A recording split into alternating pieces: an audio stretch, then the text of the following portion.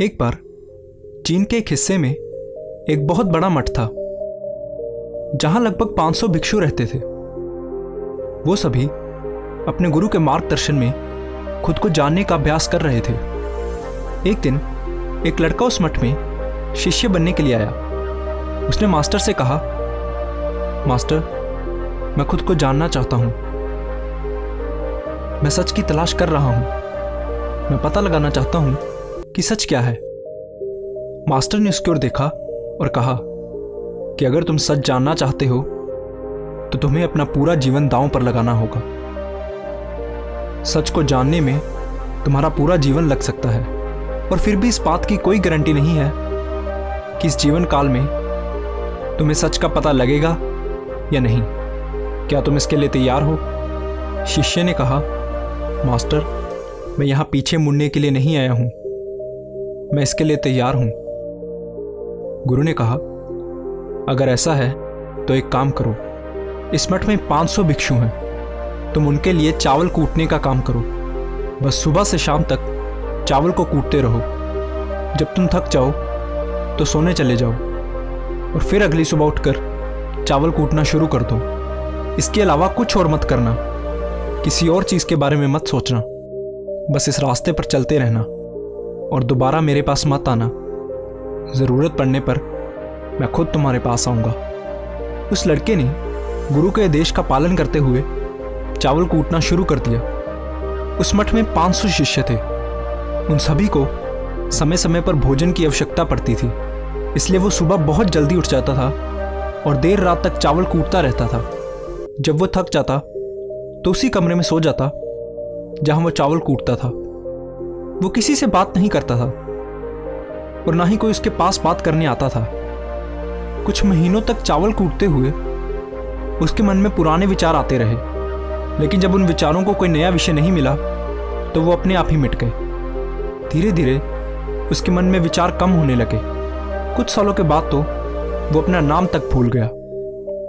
वो हमेशा चुप रहता और विचारहीन अवस्था में बस चावल कूटता रहता। उसने ना तो कभी ध्यान किया था और ना ही कभी कोई शास्त्र पढ़ा था। मठ के बाकी शिष्य उसे मूर्ख समझते थे। ऐसा करते हुए 12 साल बीत गए। 12 साल बाद एक दिन मास्टर ने घोषणा की कि अब मेरा आखिरी समय आ रहा है और मुझे अपना उत्तराधिकारी चुनना है जो मेरे बाद इस मठ का मुखिया होगा।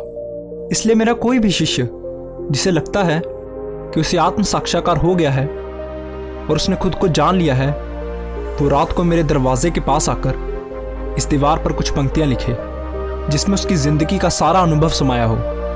कई शिष्यों ने ऐसा करने के बारे में सोचा। मठ के प्रमुख शिष्यों में से एक ने वहां जाकर कुछ पंक्तियां लिखी। उसे बौद्ध धर्म ग्रंथों का बहुत ज्ञान था। सभी शिष्यों को लगता था कि वो इस मठ का उत्तराधिकारी बन सकता है। उसने लिखा था कि मन एक दर्पण की तरह है जिस पर विचारों और इच्छाओं की धूल जमा हो जाती है।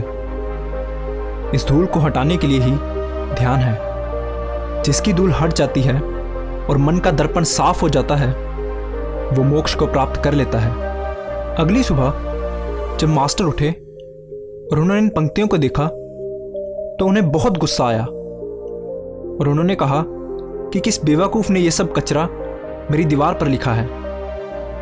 वो शिष्य जिसने ये लिखा था वो चुप रहा। हालांकि उसने जो पंक्तियां लिखी थी वो ज्ञान से भरी थी, लेकिन ये सब किताबी ज्ञान था। वो शिष्य बहुत चालाक था। उसने पंक्तियां लिखी लेकिन नीचे अपने हस्ताक्षर नहीं किए, क्योंकि वो स्वयं इसके बारे में निश्चित नहीं था कि ये सही है या नहीं। क्योंकि उसे आत्म साक्षात्कार नहीं हुआ था, गुरु ने इन पंक्तियों को पूरी तरह से खारिज कर दिया। ये देखकर सभी हैरान रह गए। ये घटना पूरे मठ में चर्चा का विषय बन गई। इस विषय पर बात करते हुए 2 शिष्य उस शिष्य के पास से गुजरे जो 12 साल पहले यहाँ आया था और दिन रात बस चावल कूटता रहता था। दोनों की चर्चा सुनकर वो धीरे से हंस पड़ा। दोनों शिष्यों ने उससे पूछा कि तुम क्यों हंस रहे हो?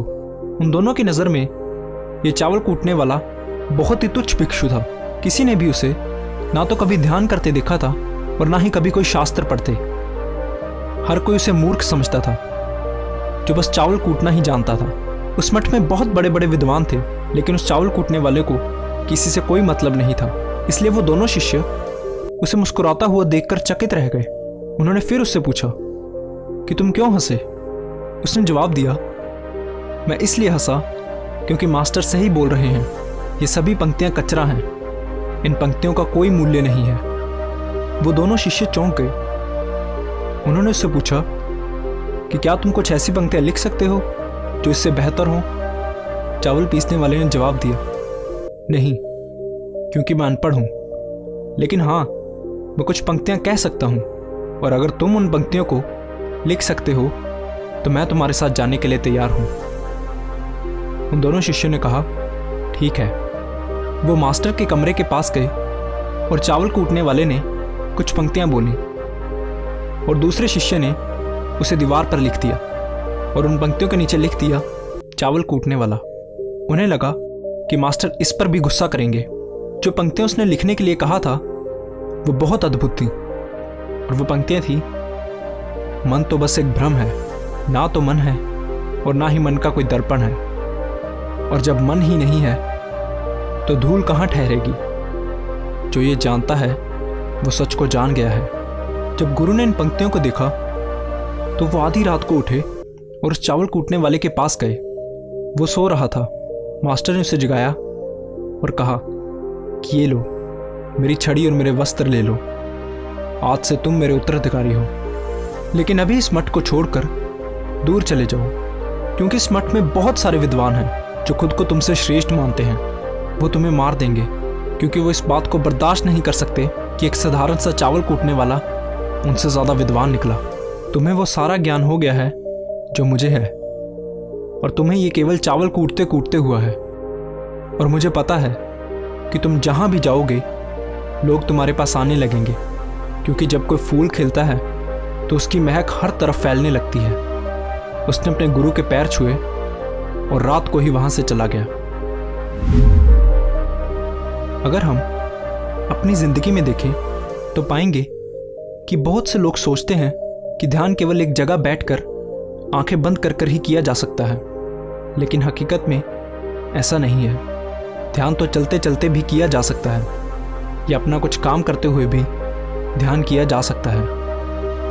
असल में ध्यान का मतलब ये है कि आप जो भी काम कर रहे हैं उसे इतनी शिद्दत से करें कि आपको अपने शरीर का ख्याल भी ना रहे।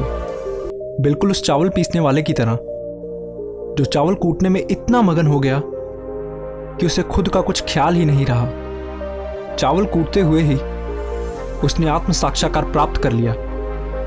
इसी तरह ज़ेन का अर्थ है हर समय वर्तमान में रहना और कुछ नहीं सोचना, क्योंकि मन तब तक ही है जब तक विचार है।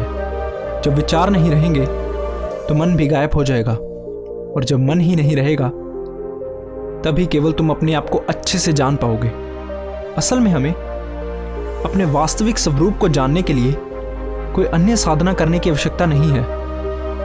हम जो कुछ भी कर रहे हैं बस उसमें हमें पूरी तरह से खो जाने की जरूरत है। अपने काम में इस कदर लीन हो जाओ कि आपका काम ही ध्यान बन जाए। धन्यवाद।